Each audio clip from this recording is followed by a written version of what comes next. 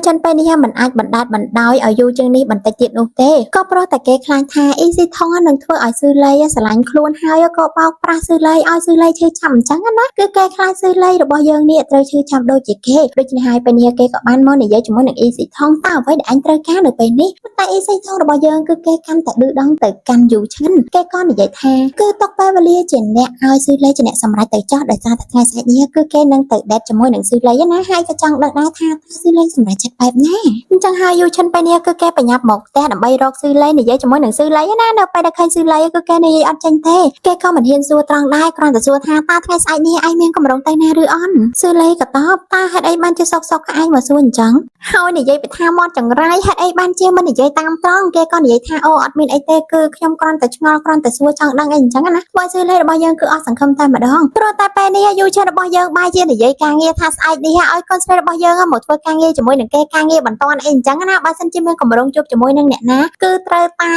cancel ចោលទាំងអស់ពេលនេះដែរកូនស្រីរបស់យើងក៏និយាយទៅការងារគឺគេពេលនេះកំពុងតែធ្វើជាមួយនឹង Stone ហើយតើគឺគេហៅ Easy ថងតា Stone គ្រាន់តែលើបែបនេះភ្លាមធ្វើឲ្យយូឈិនរបស់យើងគឺគេខ្លាំងភ្ញាក់ផ្អើលតែម្ដងដោយសារតែហៅដូចជាសរសើរខ្លាំងមែនទេណាអញ្ចឹងហើយធ្វើឲ្យយូឈិនគឺគេនឹកសម័យកាលពីថ្ងៃឃើញទង្វើរបស់ Easy ថងស្និទ្ធស្នាលជាមួយនឹងស៊ឺលីឥឡូវនេះស៊ឺលីនិយាយស្និទ្ធស្នាលជាមួយនឹង Easy ថងទៀតផងធ្វើឲ្យគេអត់ទៅពន់ចិត្តខ្លាំងមែនទេដល់ពេលអញ្ចឹងទៅគឺគេមិនបានប្រាប់ត្រង់ទេថាគេចង់ជួបជាមួយនឹងស៊ឺលីនៅថ្ងៃស្អែកណាគេបែរជាបង្វែររឿងតែនិយាយនេះនោះវិញតែធ្វើឲ្យពេលនេះស៊ឺលីរបស់យើងគេក៏បានសួរបញ្ជាក់ចុងក្រោយទៅថាតើចម្លើយរបស់យូឈិនបែបណាព្រោះកាលពីមុនគេធ្លាប់សួរថាតើយូឈិនធ្លាប់គិតពីទំនាក់ទំនងរបស់ពួកគេឬអត់តើពួកគេមានទំនាក់ទំនងជាអ្វីណាតែពេលនឹងចង្រៃអីយូឈិនរបស់យើងគឺនិយាយអត់ចាញ់នោះទេឆ្លើយតែអ៊ីប៊ីនឹងឯងចឹងហើយធ្វើឲ្យកូនស្រីរបស់យើងគេសម្រេចចិត្តហើយគឺគេសម្រេចចិត្តបានភ្លាមតែម្ដងណាថ្ងៃស្អែកនេះគឺគេត្រូវតែជួបជាមួយនឹង Stone ព្រោះដោយសារតែយូឈិនគឺនៅតែមិនច្បាស់លាស់អំពីទំនាក់ទំនងនិងចិត្តរបស់ខ្លួនឯងចំពោះខ្លួនផងហ្នឹ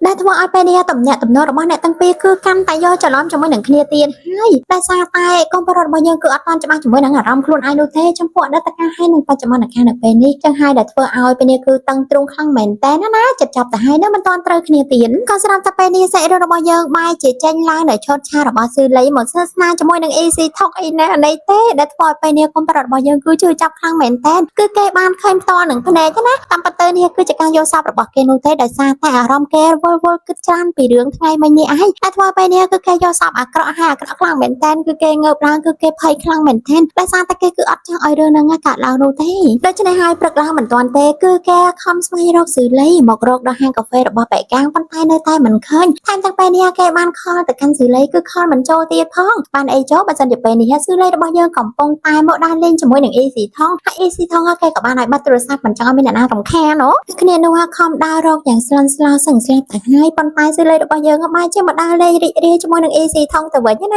ាហើយឈុតនេះហើយក៏អនុកូនប្រុសរបស់យើងដែរនេះហើយគឺជាលទ្ធផលដែលអារម្មណ៍ខ្លួនឯងមិនច្បាស់ជាមួយនឹងខ្លួនឯងដូច្នេះហើយតើតែពេលនេះគេអាចនឹងរំលងនៅពេលវេលាបើសិនជាគេបណ្ដាច់បណ្ដោយជាងនេះបន្តិចជួនកាលអាចស៊ឺលីទៅឆ្លាញ់ជាមួយនឹង Easy ថងណាក៏ចាំពេលនេះគឺបែកកាំងជាអ្នកបកាចាក់រោគទៀតផងគេក៏បានឲ្យគិតទៅនេះហើយគឺជាហេតុផលដែលឯងមិនច្បាស់លាស់ជាមួយនឹងស៊ឺលីតាំងពីដំបូងដោយសារតែពិបាកមើលសភាពរបស់យូឈិននៅពេលនេះពេកចាពេលនេះហើយរបស់ការរបស់យើងគេក៏បានឲ្យទីតាំងរបស់ស៊ឺលីហើយនិង Easy ថងដែលគេកំពុងតែដើរលេងជាមួយគ្នានេះគ្រាន់តែយូឈិនបានឃើញភ្លាមគឺគេនឹកឃើញតែម្ដងកន្លែងនេះហើយគឺជាកន្លែងដែលគេធ្លាប់សារភាពទៅកាន់ Easy ថងកាលពីប្រហែលឆ្នាំមុននោះចឹងហើយពេលនេះគឺគេខ្លាចថារឿងនេះនឹងកាត់ឡើងម្ដងទៀតចំពោះស៊ឺលីខ្លាចថា Easy ថងនឹងសារភាពស្នេហ៍ទៅកាន់ស៊ឺលីអញ្ចឹងណាគេក៏មិនអាចបណ្ដោយពេលវេលាឲ្យនៅបែបនេះទៀតដែរចឹងហើយពេលនេះកូនប្រុសរបស់យើងក៏បានរត់ទៅរកស៊ឺលីនៅកន្លែងហ្នឹងតែម្ដងប៉ុន្តែមុននឹងរត់ទៅគឺគេរត់ទៅកន្លែង office របស់គេសិនគឺទៅដកច្បាប់ single rule នោះចេញដោយសារតែពេលនេះគឺគេសម្រេចចិត្តច្បាស់លាស់ហើយចំពោះស៊ឺលីថាអ្វីដែលគេត្រូវធ្វើពេលនេះចំពោះស៊ឺលីនោះរត់រកស៊ឺលីបណ្ដាពេលនេះក៏សម័យកាលពីរឿងពីមុនដែលគេធ្លាប់ឃើញស្នាមញញឹមរបស់ស៊ឺលីនៅពេលដែលគេស្និទ្ធស្នាលជាមួយនឹងស៊ឺលីធ្វើឲ្យពេលនេះអារម្មណ៍របស់គេគឺឈឺចាប់ខ្លាំងណាស់ច្បងខ្លាំងណាស់ខ្លាចថាស៊ឺលីរបស់យើងមិនទទួលយកក្តីស្រឡាញ់របស់ខ្លួនបែរទៅជាស្រឡាញ់អ្នកផ្សេងគេគឺពិតជាសោកស្ដាយចំពោះពេលវេលាកន្លងដែលគេមិនបានច្បាស់លាស់នេះក៏ព្រោះតែតាមពិតទៅអារម្មណ៍របស់គេគឺបានស្រឡាញ់ស៊ឺលីតាំងតែពីដំបូងមកហើយ ហើយរឿងហើយច្បាប់ស៊ីងហ្គរូហ្នឹងក៏បានកំណត់ពីលបងកាំងរបស់យើងដែរអូយលបងកាំងនេះគឺពិតជាឆ្លាតមែនតើណាគេក៏បានបញ្ចេញយោបល់ទៅគឺគេគិតថាប្រហែលជាស៊ឺលីអាចប៉ះពាល់ទៅដល់រឿងច្បាប់ស៊ីងហ្គរូហ្នឹងបានជាស៊ឺលីសម្រាប់ចិត្តថាគឺគេនឹងស្រឡាញ់អេស៊ីថងណាព្រោះសារតែក្នុងកន្លែងការងាររបស់គេគឺមានច្បាប់ស៊ីងហ្គរូអញ្ចឹងហើយស៊ឺលីទោះបីជាគេស្រឡាញ់យូឆានក៏គេមិនអាចស្រឡាញ់បានដែរព្រោះដោយសារតែខុសច្បាប់ជាមួយនឹងការងារអញ្ចឹងហើយពេលនេះបានជាកូនប្រុសរបស់យើងគឺរត់ទៅរកច្បាប់ស៊ីងហ្គរូហ្នឹងគឺដើម្បីទៅបង្ហាញប្រាប់ស៊ឺលីថាគឺគេយកច្បាប់ single rule ហ្នឹងបោះចោលដោយសារតែគេគឺចង់ស្រឡាញ់គ្នាជាមួយនឹងស៊ឺលីហ្នឹងឯងប៉ុន្តែពេលនេះរត់រកយ៉ាងណាក៏រកនៅតែមិនឃើញរកយូរហើយនៅតែមិនឃើញហៅស្រ័យចង់តបៃសម្លេងតាហើយប៉ុន្តែក៏មិនឃើញវត្តមានរបស់ស៊ឺលីដែរ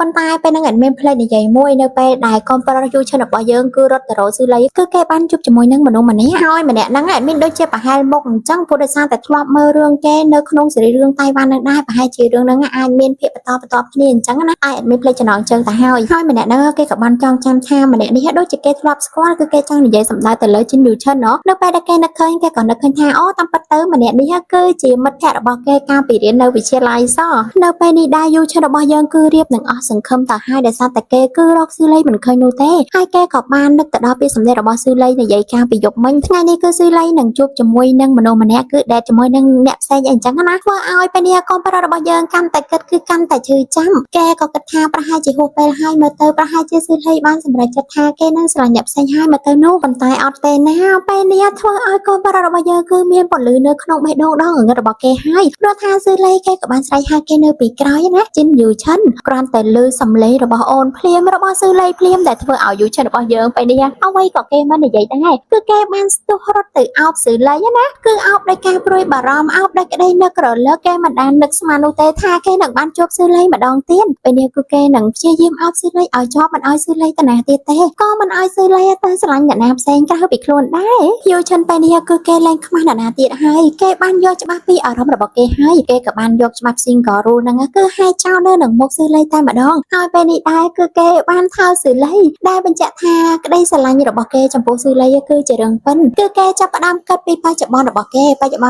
នេះគឺជាស៊ឺលីគឺជាព្រះអង្គម្ចាស់ទោយរបស់គេនឹងឯងចំពោះអតីតកាលវាគ្រាន់តែជារឿងកន្លងហួសចាប់ពីពេលនេះទៅគឺគេនឹងផ្ដើមជីវិតថ្មីស្នេហាថ្មីជាមួយនឹងស៊ឺលីរបស់គេនឹងឯងណាមួយនៅពេលនេះយូឈិនគេក៏មកជាសន្យាដែរក៏ព្រោះតែការភ្នាល់លើកមុនគឺគេជាអ្នកឈ្នះដូច្នេះហើយពេលនេះនៅពេលដែលគេឈ្នះគឺគេនឹងឲ្យស៊ឺលីធ្វើអ្វីមួយដែលគេចង់ធ្វើដែលគេចង់បានអញ្ចឹងណាហើយអ្វីដែលគេចង់ឲ្យស៊ឺលីធ្វើគឺឲ្យស៊ឺលីខ្លាចជាមនុស្សជាទីស្រឡាញ់របស់គេនឹងហើយតាមពិតទៅទោះបីជាកូនប្រុសរបស់យើងមិនមែនជា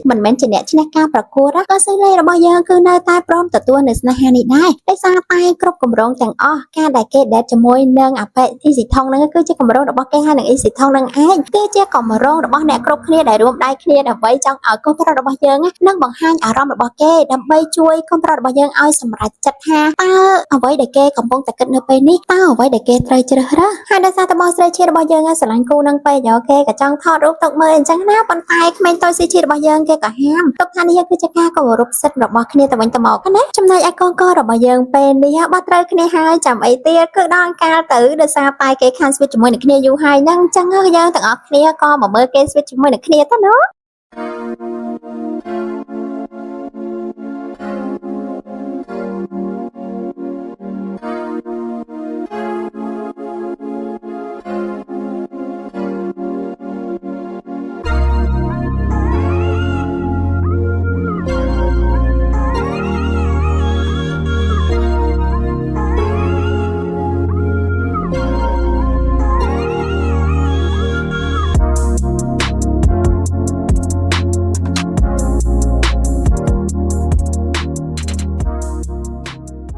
នៅពេលនេះយូឈិនរបស់យើងគេក៏បានអង្អែលមុខរបស់អូនរួចហើយគេក៏បាននិយាយថាចុងក្រោយទៅព្រះអង្គម្ចាស់ទោយក៏បានស្វែងរកនៅផ្កាកុលាបមួយដែលគេពេញចិត្តអ្វីដែលសំខាន់បំផុតនោះផ្កាកុលាបនោះក៏មានចិត្តទៅលើព្រះអង្គម្ចាស់ទោយដូចគ្នាដែររឿងរ៉ាវទាំងអស់នេះគឺសំដៅទៅលើស្នេហារបស់គេហើយនឹងស៊ីលីនៅទីបំផុតខ្ញុំអាចស្វែងរកឃើញនៅផ្ទះដ៏កក់ក្ដៅរបស់ខ្ញុំហើយដែលម្នាក់នោះគឺជាមនុស្សដែលនៅជិតខ្លួនខ្ញុំនឹងឯងស៊ីលី ហើយចំពោះបែអ៊ីស៊ីថងវិញណាពេលនេះក៏យើងបានដឹងដែរតាមពិតទៅគឺគេបានដឹងតាំងពីដំបូងមកម្ល៉េះថាយូចិនគឺស្រឡាញ់ស៊ឺលីគ្រាន់តែគេបានជួបស៊ឺលីក៏គេបានដឹងហើយថាស៊ឺលីក៏មានចិត្តទៅលើយូចិនណាគេគ្រាន់តែចូលដើម្បីជួយឲ្យយូចិនរបស់យើងសម្រេចចិត្តឲ្យច្បាស់រវាងទំនាក់ទំនងរបស់គេកាលពីមុនគឺគេចង់ជួយលុបនៃការចង់ចាំអតីតកាលដែលឈឺចាប់ដែលគេធ្លាប់ធ្វើចំពោះយូចិនទៅបានជាគេរៀបគម្រោងគ្រប់បែបយ៉ាងតាំងតែពីដំបូងធ្វើឲ្យ admin នេះខំស្អប់អាប៉ែនឹងតាំងតែពីពេលដែលគេចេញមកតាមពិតគេជាមនុស្សល្អតែលុះដល់ល្ងាចឡើងពេលនេះយើងមកមើលគោលទស្សនរបស់យើងវិញបែកកាងហើយនឹងលីថជីរបស់យើងនេះយូជីរបស់យើងគេក៏បានធ្វើចិញ្ចៀនមួយគឺជាកាដូសម្រាប់ឲ្យកូនប្រុសរបស់យើងណាគឺជាចិញ្ចៀនដែលបញ្ជាក់ថាគឺគេចង់មកសុំកូនប្រុសរបស់យើងរៀបការហើយចម្លើយរបស់កូនប្រុសរបស់យើងបែកកាងនៅពេលនេះគឺគេពិតជាយល់ព្រមមែនគេក៏ឆ្លើយថា I do ណាអញ្ចឹងតើបានចេះមានដឹងថាបើរឿងហ្នឹងគឺគេមានចំណងជើងថា be love in how I do ដោយសារតែចម្លើយរបស់គេគឺយល់ព្រម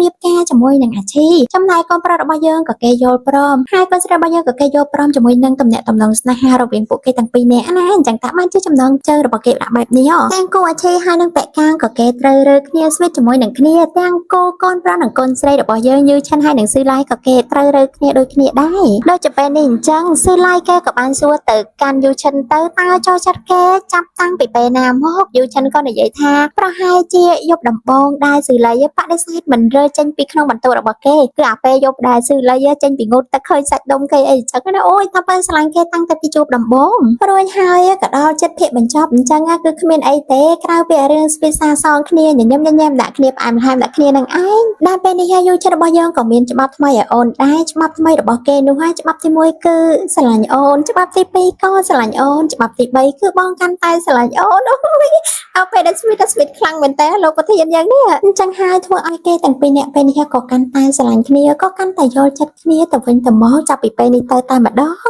ស៊ឺឡៃគេក៏បានសារភាពអារម្មណ៍គេទៅគឺអូនស្រឡាញ់បងយូឆាន់ក៏បានតបថាបងក៏ស្រឡាញ់អូនដែរហើយស្រឡាញ់អូនខ្លាំងជាងទៀត